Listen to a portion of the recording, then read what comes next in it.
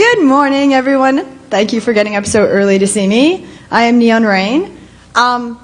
This is actually not Julian. This is Joe Grand, the amazing one and only Joe Grand.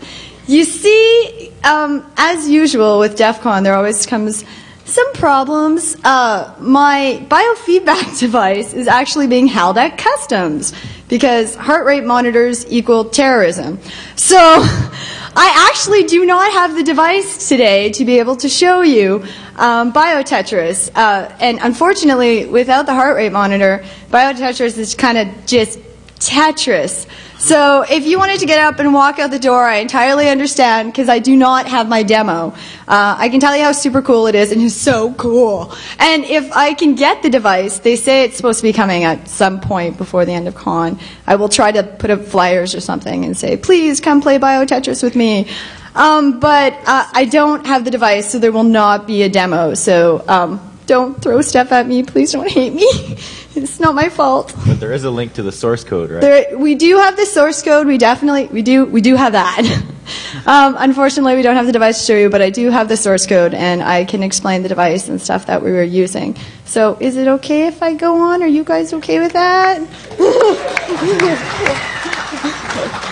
There's still really cool information here. So I wasn't going to speak, but Joe was like, and I'm sure you guys all know Joe Grant. He designed those amazing badges you're wearing. Everybody?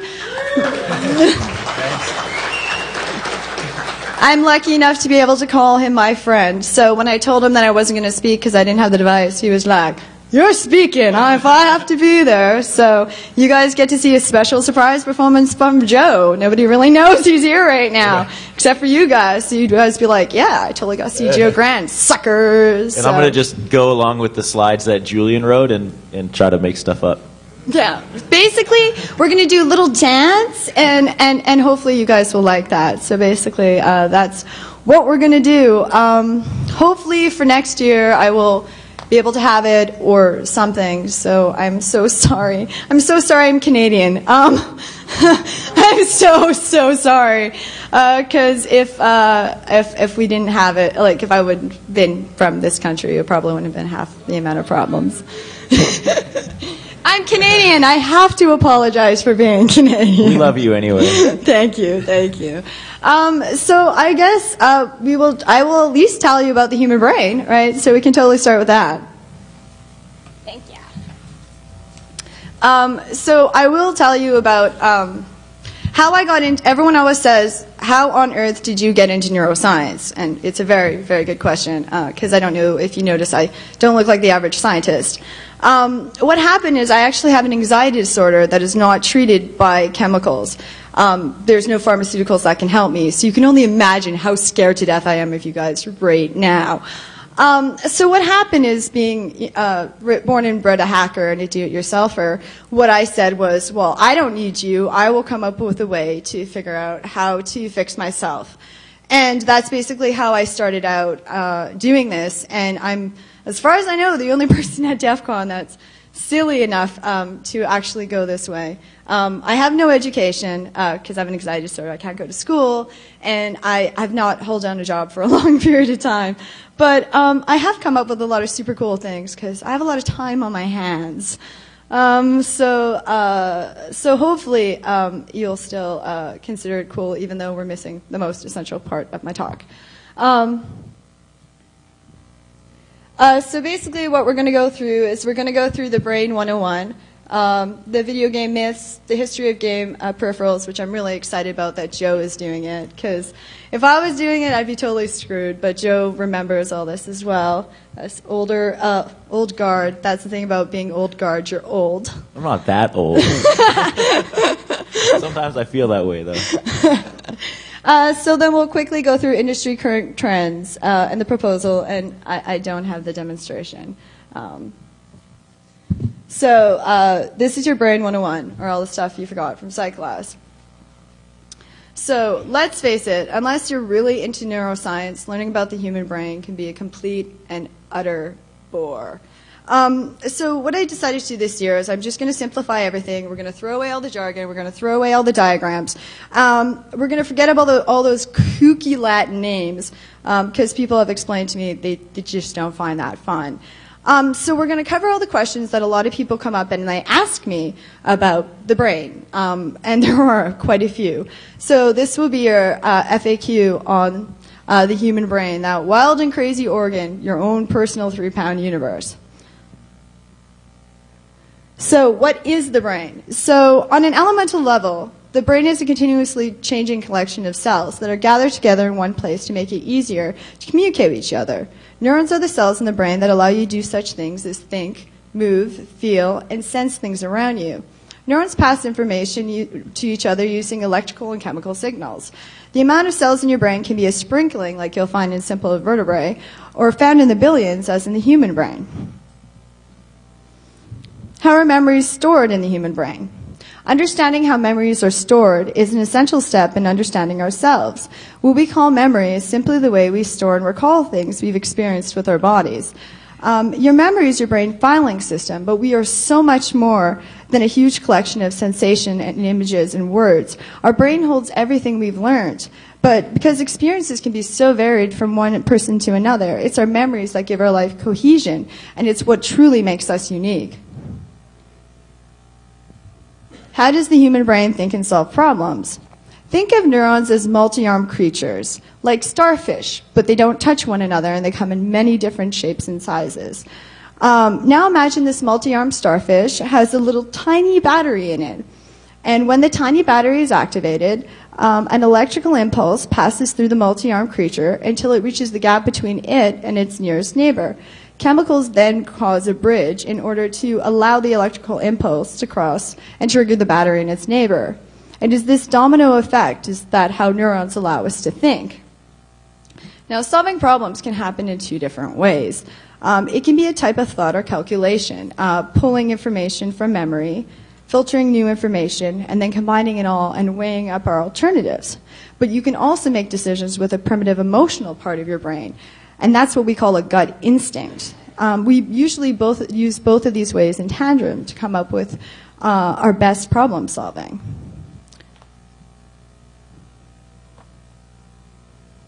I'm so nervous. Why do we dream? I always find this one so interesting. You may be surprised to hear this, but there is no proven reason why we dream, and if dreaming at all serves any importance at all. There's many modern theories about why we dream, but the understanding about anything to do with dreams is still completely incomplete. We know for sure that we do dream, and we know that some animals that have the same sleep cycles as us dream as well. Dreams once were only thought to occur during a stage called REM sleep. I'm sure you've all heard of it. But we now know that they also occur at a lesser extent in non-REM sleep as well. REM sleep dreams are the ones you usually have that are bizarre and like you're being chased by zombies in tutus, and when you try to explain them in the morning, everybody just thinks you're kind of crazy. So that's generally your REM dreams. And non-REM dreams are the ones that you get that are very repetitive and thought-like, the ones that have very little imagery. Usually you kind of get them before you're kind of falling asleep, when you're torturing yourself by reliving your day and all these things you should have said to one person or another. So those are your non-REM ones. But it could be completely possible that there's not a time that we are asleep that you're not having some sort of dream of some sort.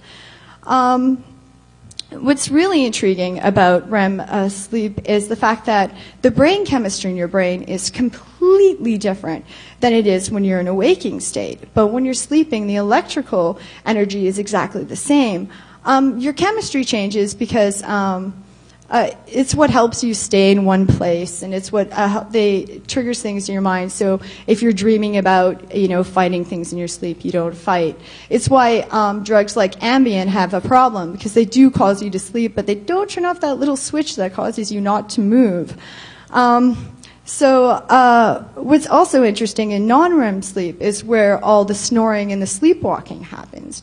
You won't necessarily get that in REM sleep unless it's unusual or chemically produced.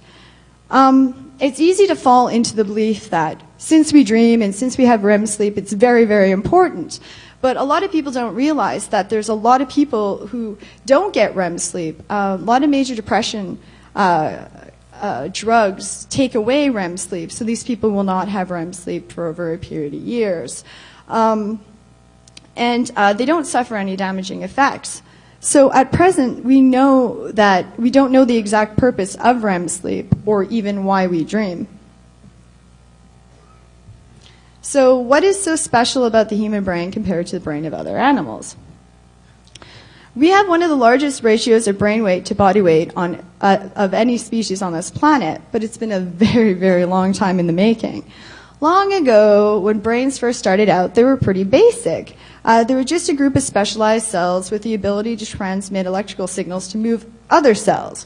And in an eat or be eaten world, mobility was a really good idea. And then what happened was the ability to actually sense the environment, so you were able to sense predators.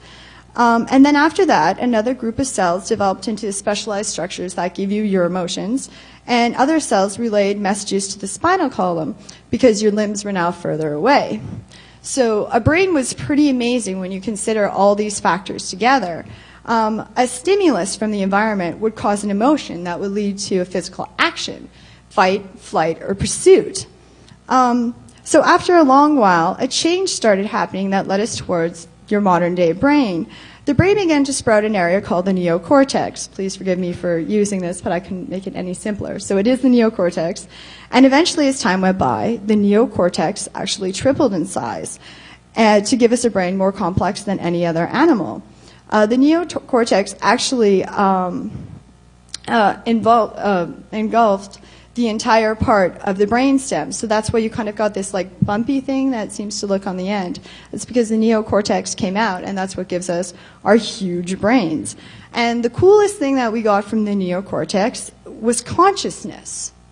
And consciousness is what enables us to learn from our experiences. It helps us plan ahead and solve problems and make decisions. We are the only living creatures that use language, like words or symbols that represent objects, actions, qualities, feelings, or ideas. Other animals do communicate, but they do not communicate in as complex ways as we do. So, of course, the next question is, if the neocortex gives us consciousness, what the heck is consciousness? We think we know who we are because we have the ability to be conscious of our own consciousness. But what the heck does that mean scientifically? Trying to understand the intimate mysteries of conscious experience has become increasingly popular these days. Every field of academia has seemed to be taking a renewed interest in what David Chalmers has called the hard problem of consciousness. Why should a physical system give rise to conscious experience at all? Once upon a time, the study of consciousness was just left to philosophers and religion because science had no reliable techniques that they could use to solve this hard problem. But now in recent years, we've developed startling new ways to study the brain, and science is back in the game with the hopes of finding a more convincing explanation of what exactly it is to be a conscious entity. At this point, scientists are arguing passionately who's in the right playing field, and the rifts between them run really deep. Some people even argue that the problem is too difficult, that no good explanation can ever be given. No one knows if consciousness will ever be explained in present-day science. What is the difference between the mind and the brain? The American Heritage Stedman Medical Dictionary defines the brain as the portion of the central nervous system that is enclosed within the cranium, continuous with the spinal cord, composed of gray and white matter. It is the primary center of the regulation and control of bodily activities, receiving and interpreting sensory impulses, transmitting information to the muscles and body and organs. It is also the seat of consciousness, thought, memory, and emotion. The same dictionary defines the mind as the human consciousness that originates in the brain and is manifested especially in thought, perception, emotion, will, memory, and imagination. So if you remember, I just told you that the biological basis of consciousness is still unanswered by modern-day science. You will probably now find yourself completely and totally confused, which means you're on the right track. I'd like to welcome you to the mind-brain problem.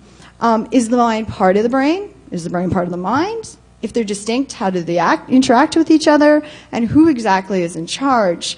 Many modern-day scientists have proposed that the mind is a product of brain activity, but whether it is or not, we don't actually know. Despite that, there are a number of theories, and of course the obvious interest in solving this problem, it has been hampered by a lack of experimental models to test such theories, so neuroscience is actually still holding out in hope of a solution.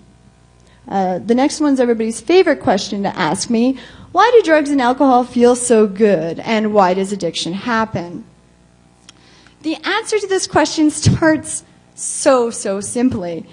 All animals have a reward pathway in their brain. The reward pathway exists to help secure the survival of the species by making us feel good as positive reinforcement, so the behavior is repeated. You know, pretty simple to start out with. It's what gives us our love for food and sex and companionship. Scientists think that all addictive drugs activate the brain's reward system. At first, these act in the same way as natural rewards, producing pleasure. But with increased use, the drugs needed to stop. I totally have to. There we go. The drugs that are used to stop unpleasant symptoms that appear when it's not available. So it's these effects that contribute to drug addiction. Addiction is actually different than physical dependence. The Merriam-Webster dictionary defines addiction, I love the dictionary, as compulsive psychological need for the use of habit-forming substance characterized by a tolerance of well-defined psychological symptoms upon withdrawal.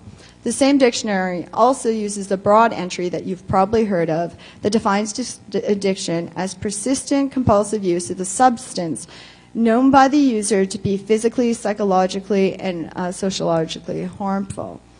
Physical dependence on a drug is neither necessary nor sufficient to define addiction. Where it gets tricky is that addiction and physical dependence often occur together. However, addiction can be present without physical dependence and vice versa. To make things even more complicated, not all drugs of abuse create dependency.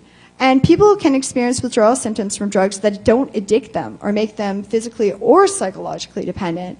Some drugs of abuse produce tolerance, and some don't. And not everyone that uses a drug of abuse will become addicted. So I'm sure you wonder, how does this all relate to video games? Repetition in learning is how we learn. I'm sure you guys had to write things out over and over again when you're in school to learn how to spell. And video games shine when it makes it fun to repeat a task. Practice may not make perfect, but it's quite possible that it will make permanent. If you repeat a task often enough, it will connect in your brain and it will become easier. Things that you expect that you'll never do, you can do if you just keep repeating it. But repeating things have a tendency to be really boring, and video games don't. So combining them both is the best way in order to come up with a learning device that we're not going to want to run away from. My computer. There we go. Now I'm going to move on to some video game myths, because a lot of people do ask me stuff about video games and scientific research on video games. So we're going to now move away from the human brain, and we're going to look back on a little bit of history. Rock and roll, comic books, films, and even novels have been blamed for corrupting the young and have been the subject of frequent controversy and censorship. With the majority of North America residents having at least one video game system in their home these days, the video game industry is now the latest phenomenon accused of sending society to hell in a handbasket. So I'm going to move on to cleaning up some of the misconceptions behind 5 of the most common myths about video games. Myth number 1, video games are mainly marketed towards children. And just like books, movies, and TV shows, video games are now created for a diverse audience of all ages. And the fact is that some are simply not intended for children. It's true that most American kids do play video games, but there's been a shift in the video game market as first generation of video game players have continued into adulthood, and they have now put aside their favorite pastime. Gaming technologies and graphics have become more realistic during the last years, and they make video games completely and continually appealing to the youth that grew up on them. Game designers and corporations are now redirecting their marketing strategy to an older and more mature audience with plush paychecks who are nostalgically looking to video games for relief from stress and boredom from day-to-day life. To date, 62% of the console market and 66% of the PC market is aged 18 or older. Myth number 2, children have become more violent since the introduction of video games. According to the U.S. Department of Justice, Bureau of Justice Statistics report in 2005, well, there is no real differences between 2004 and 2005 in the percentages of households experiencing any crime. Both violent and property crime declined between 1994 and 2005. U.S. households experiencing one or more crimes dropped from 25% in 1994 to 14% in 2005. The percentages declined each year between 1994 and 2001, before leveling off in 2002 through 2005. There are no year-to-year changes after 2001. I'm sure you're wondering, what does this mean in plain English? Well, during that 40-year low in violent crime, Wolfenstein was introduced in 1992. Quake was introduced in 1996, and even the bad boy himself, Grand Theft Auto, made its debut during that time in 1998. The children who would have been playing video games during that period of time are now of legal drinking age, and by statistics standards have grown into productive members of society. Myth number 3, violent video games make children more aggressive. I'm sure you guys have all heard this in the media news. Violent video games, aggressive, there's going to be a violent crime wave. So there actually is very little evidence from our current body of literature that violent video games that causally or correlationally are associated with increased aggressive behavior. It is true that violent video games appear to increase aggressive thoughts, but that does not mean violent video games will increase aggressive behavior. Wouldn't these same studies logically show that an increase in aggression when playing football in the school playground as well? There are several major gaps when it comes to the research in violent video game literature. One especially large gap is that all research takes place in a temporary period and there are no long-term studies. I would like to say that again. There's no long-term studies on the ability of violent video games to make people aggressive. Also, other gaps include the sample size tends to be too small in too many of the studies. Some studies, when analyzing aggressive behavior, they've used dependent variables that are not true aggressive behavior. And some studies do not have violent and non-violent games and are sufficiently different in actual violent content. You have to understand, defining violent content is very, very hard. Do we include cartoon violence? Or is that not realistic? Do we include non-cartoon violence?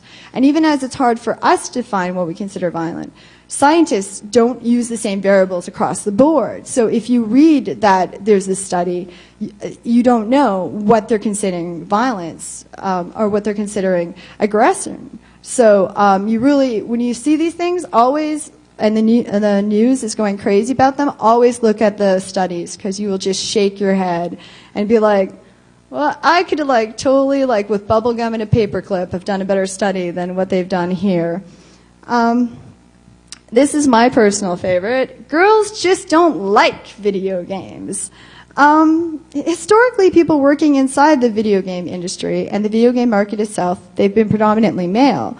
Also, many earlier adverts for video games depicted gamers as male. I can personally remember being with my brother as a young child, and they would always depict these boys playing the game, and the girls were like, yay, watching. So I totally can remember that. So in the mid-1990s, real efforts were actually made to build games that appealed to girls. I'm sure you guys know of the runaway hit The Sims. The majority of people who play The Sims are actually female. This was the first game that really started bringing women in to play video games. The percentage of women playing games have steadily increased over the past decade. Women gamers are not bound to console gaming. The majority of casual gamers, 60%, are women. And women aged 40 and older, when they go online, spend a longer time playing games than men or teenagers do. There's now a generation of players who are comfortable with computers and computer literate enough to be at ease online, with online socializing, and they all remember the traditional games of their childhood. So we now have people who are crossing over and are using, and getting older and are using video games in a way we've never had before. This one I love as well because I have so many friends that play World of Warcraft. So many friends that play World of Warcraft. Playing video games is socially isolating. Not only do video games have socially redeeming qualities, but they can actually help promote social interaction. 60% of frequent game players play with friends, 33% play with siblings, and 25% play with spouses and parents. And these are older statistics. I'm sure with the Wii coming out, we're going to see those statistics. Like, I've never seen a system before bring so many people together and families playing video games like never before. So I'm sure that those statistics will end up going up. When it comes to online gaming, the internet has created numerous gaming possibilities that were not possible with single-player games by giving the opportunity to choose to work as a team or to compete against human opponents. It's a place for social interaction and relationships that expands beyond the workplace and the home, and it has the ability to expose gamers to ideas, worldview, and cultures that they may not otherwise get a chance to experience. There is no research to date that actually shows that online video games are more addictive than single-player video games. That doesn't exist. It just seems a lot of people like World of Warcraft, so it has a tendency to cross over. And now we get to move on to the fantastic Joe Grand, and I'm so looking forward to him doing the history of peripherals. The interesting question you need to ask yourself is, those of you who are old like me will remember a lot of new ideas that have come out that have already previously existed.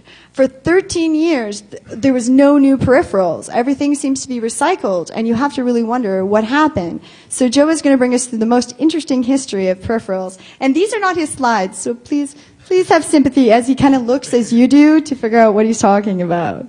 So everyone, Joe Grant. That was good. That was awesome. Cool, wow. That stuff was really cool. I like that you actually described it in a way that I could understand it, because normally I don't read books. All right. So I guess the history of peripherals, and this is tying together all of the brain stuff that Desiree talked about with trying to create some sort of game that's controlled by the human brain. So we're going to go over some of the original peripherals that came out for some of the video game systems, and kind of see where they started, see where they've been for a while, and then see where the industry is going and why this type of thing that she's been working on is really pretty cool. In like the 1980s, when the Atari came out, ColecoVision and Television, I like all the old stuff, so I was actually thrilled to be able to do these slides. Basically, anything that came out was pretty innovative. We had, well, I'll show you in a few slides, but there's different types of joysticks, different types of controllers and interfaces, and because there wasn't really a video game industry before that, anything that came out was pretty cool. So we had all sorts of different games, all sorts of different gameplay. But then what happened is, like, in the mid-90s, and I'll show you the systems, but it was like PlayStation 2, Nintendo 64, all the controllers ended up being the same. There wasn't any new innovation, and it almost seemed like the audience, like the players, never really adopted anything new. Or maybe it was just that the publishers didn't want to spend the money to develop new stuff. And then we see, like, with the Wii and the popularity of DDR, there's some areas now that are pretty popular again. Like Samba de Amigo is something really cool. I think it was on the PS2, but I mean, where else would you be able to, like, dance around with the maracas and stuff? And that was fun. But so there's a lot of new stuff that ended up coming out, and it turns out that now there's the resurgence in some of the older stuff. So you see a lot of things that were once available in the early or late 80s, and early 80s, I guess, now coming out again for these newer systems, and it's a whole new generation of people. So everybody, well, maybe some of you guys remember the Atari. Cool. All right, so I'm not the only old one here. Oh, someone else remembers the Atari. Oh, the power button never works. All right. It's my wife. She always calls at the perfect time. she's being mobbed in the vendor area and has no idea what to do. So, yeah. That's all right. If she calls back, we'll answer it on speakerphone. All right, so so 1972, Pong came out, and that was actually prior to the Atari. So this was a single game system, Pong. You had your two paddles. You could actually, this version was I think the arcade version, and then a few years later was the home video game version. So you had two players, and all there were two things, and a ball, and two players would play against each other, and you try to score more points. And there wasn't even any artificial intelligence at that point. You had to play against a friend. So there's part of social interaction right there. And actually, an interesting story about when Atari first released Pong, they beta tested it at a place called Andy Capp's, I think, somewhere in like Sunnyvale. And it was in a bar, and they put this thing in there, and like a few hours later, one of the engineers at Atari got a phone call. They're like, the machine's broken, you got to come down and fix it. So he rushed down to try to fix this thing and open the coin box, and the entire coin box had overflowed. And it was like, oh shit, so they emptied the coin box and put it back in. Like a few hours later, it overflowed again. Because people started realizing, wow, it's an awesome video game. It was the first arcade game that was actually a huge, huge success to the masses. So that was 1972, and they had the paddle controllers at that point, which was just a potentiometer. And for those of you that are intimately familiar with the Atari, you'll see that is not a paddle controller, that's a driving controller. And that was actually a rotary encoder instead. So there was a lot of really cool stuff going on in the late 70s and early 80s. So 77 is when Atari came out with the VCS, which is also known as the 2600, my favorite system. Even though I guess I was 2. But it's one of those systems that everybody seems to recognize, and sort of, you know, even if you're a teenager now, you probably have still seen pictures of this thing or you know, played games on some of the newer systems that are based on the old system. So that really set the stage for home consoles. It also brought the first arcade joystick to the home environment. So we see the joystick with the one red button, which everyone identifies as old school. And that was basically just 4 digital switches, left, right, up, down, and then another button. No analog stuff yet in there. Here's something that was a foot pedal that I don't think was very successful when it came out. And basically it would let you control stuff with your feet. And I think you had to actually plug a joystick in too. So you could do certain things with the joystick and certain things with your feet. And I think it was intended for like flight games and really rudimentary flight simulators, stuff like that.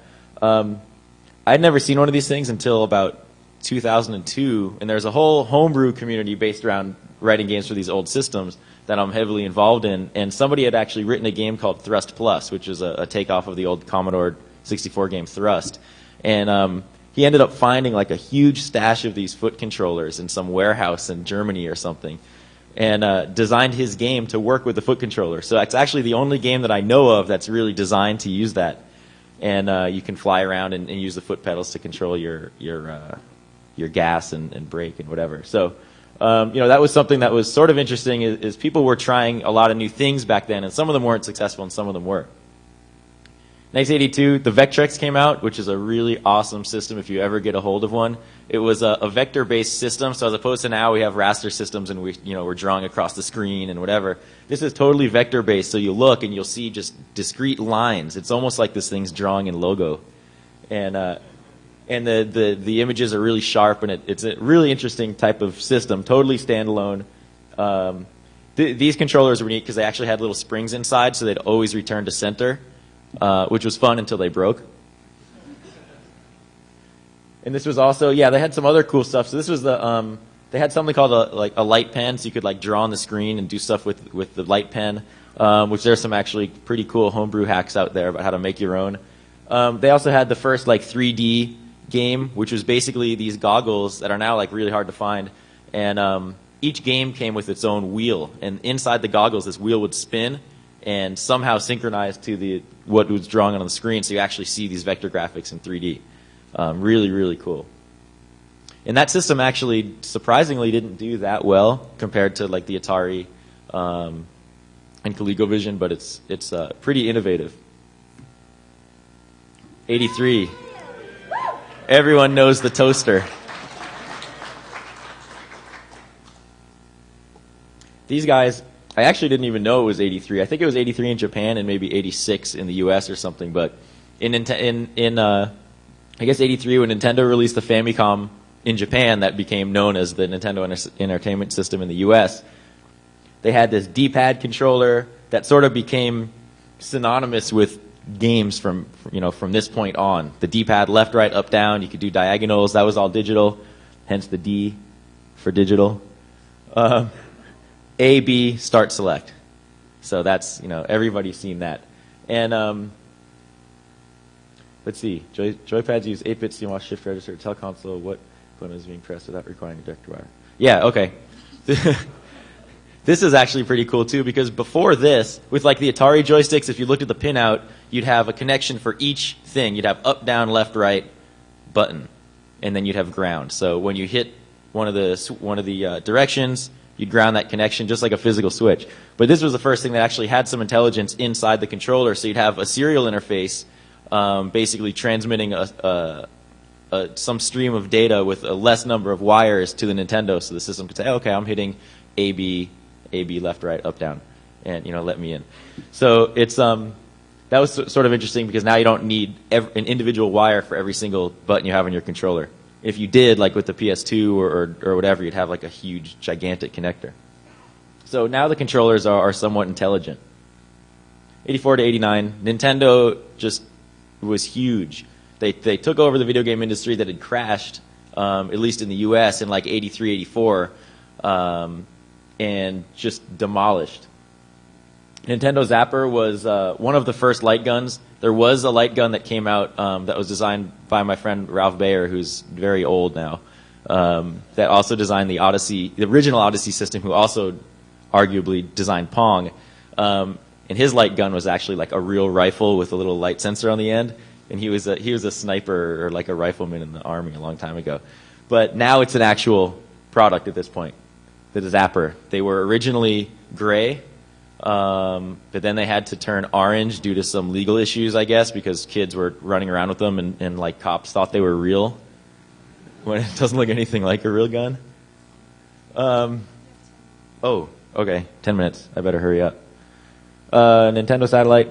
Nintendo had this thing you could plug in and then wirelessly control a bunch of controllers, so you could like sit on your bed and play and don't have to like sit right in front of the TV. The ROB was cool. That actually interfaced with the Nintendo and was also controlled by signals sent from the TV, so it had an infrared sensor in there or some sort of photo detector. So really some pretty crazy stuff. The NES Advantage was a huge controller. PowerPad, first kind of dance mat. The games pretty much sucked except for World Class Track Meet, which was fun. They had even like a dance aerobics game, but that was pretty successful. And then the Power Glove was just really cyber. Everyone knows that one. So really crazy stuff, and I mean, some of these vendors had to have some pretty huge balls to try to release stuff like that, and some of it was successful, some of it wasn't. Sega, the same type of stuff. They were competing. The Genesis was competing with Nintendo with the NES.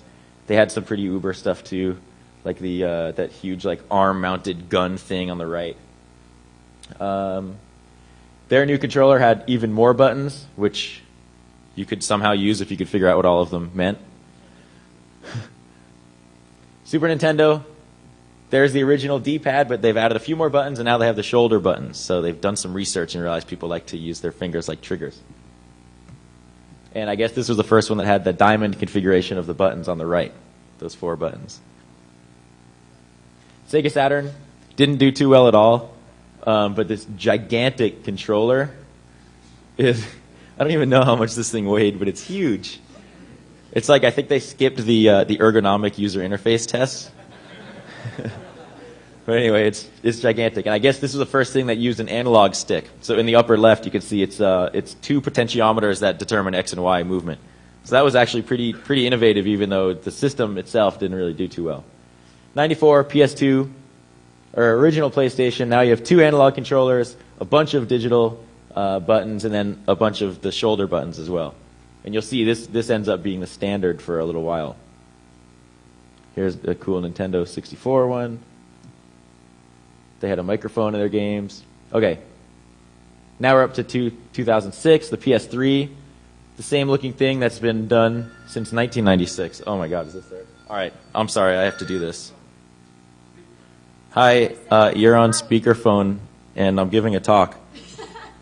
What are you? I'm giving a talk. Everyone say hi. Hi. Well, we're out of kids. All right, tell everyone to go see some talks and come back later and buy some shirts. Okay, and somebody said that you were supposed to leave a bag for him. Oops. Well, that was Romer, the guy that set up the vendor area. Tell him I'm sorry. Yeah, all right, bye.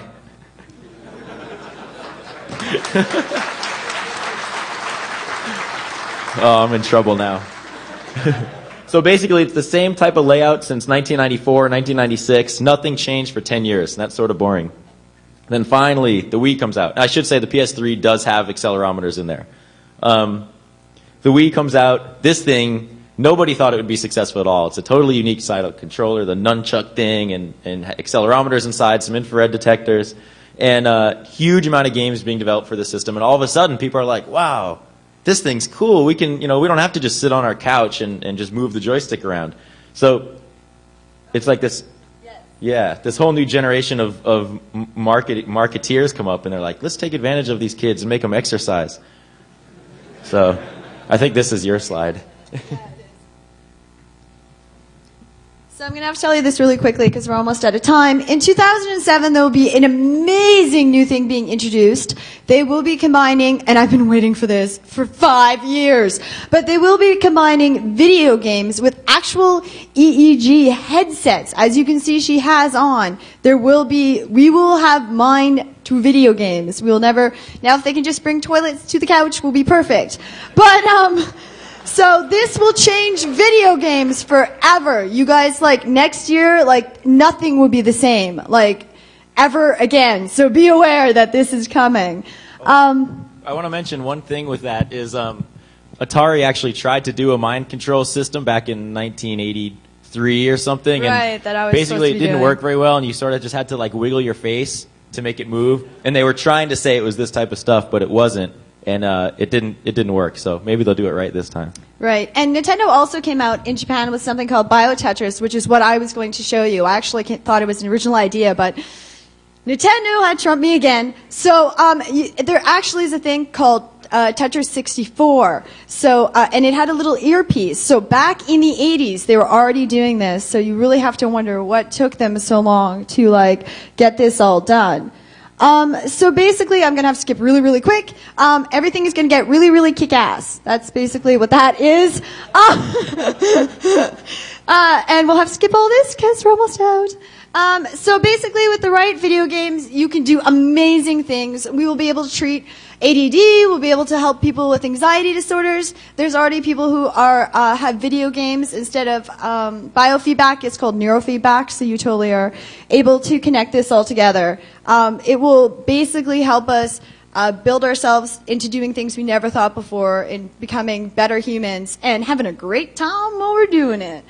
So I'm going to just skip through everything. But basically what you're missing, what I was going to be doing, is basically how the game worked is it's hooked up to your heart rate. And I created it because I'm a really anxious, high-strung person. So how it works is when you would play it, if we could be playing it, is that as you get more stressed out and you play Tetris, the more stressed out you get, the faster the pieces would fall. And the less stressed out you get, the slower the pieces would fall. So it was actually pretty awesome. And hopefully you guys will come back next year. And I will hopefully have it if America lets me. And but there's going to be all sorts of crazy things happening, like your brain, emotions. We actually did next year. You could emotionally control the game as well. If you got more stressed out and more angry, you would also be able to make the pieces go faster and slower. So the whole point would be in order to train yourself. A lot of people are surprised to find out that relaxation is actually something, this is why most people in North America have trouble with meditation. It's actually something that is learned. And if you are unable to recognize it, it can take a long time. Like meditation, it takes people a long time to be able to communicate with their bodies. That's why biofeedback exists in the first place. So you're able to have feedback to go, am I doing this right? Am I doing this right now? You know, so, and they've actually done a lot of things with biofeedback and meditation. I actually, in my quest to find out about how to deal with my anxiety, I actually stayed with Buddhist monks. And they were great. And they totally helped me with that as well, to understand the connection between the mind and the brain, as you guys learned as well, and how to work biofeedback as well. There's more slides that you won't have a chance to read. So basically, we did do a biofeedback game. So we didn't get sued. It's actually called Brain Blocks. Brain Blocks, not Tetris. Please don't confuse the two. And there is a galvanic one as well. So just like what the Scientologists use, but less creepy. And much more fun. So as you approach an intense emotional state, things would get better. So please, I don't know if you guys can see that code. There is the frozennorth.net is where Julian works. He actually works in the video game industry and does educational software. So I don't know if you guys can read that. It's www.frozennorth.net. DEFCON 15 BioBlocks with an X, BIOBLOX.zip. Eventually, I'll also have all the links that I used to write my speech, because people always ask me for that, and they're a lot. Just be aware they're like 5 or 6 pages of links. So they will eventually be up there. My co-speaker actually was unable to come because of a family emergency, so I'm not sure when it'll be up, but it will, I promise, someday. So hopefully you guys will be able to see that too. And we are so, 1 minute, we are so out of time. So I am Neon Rain, and this is the amazing Joe Grant, who just saved my butt. So give it up for Joe Grant.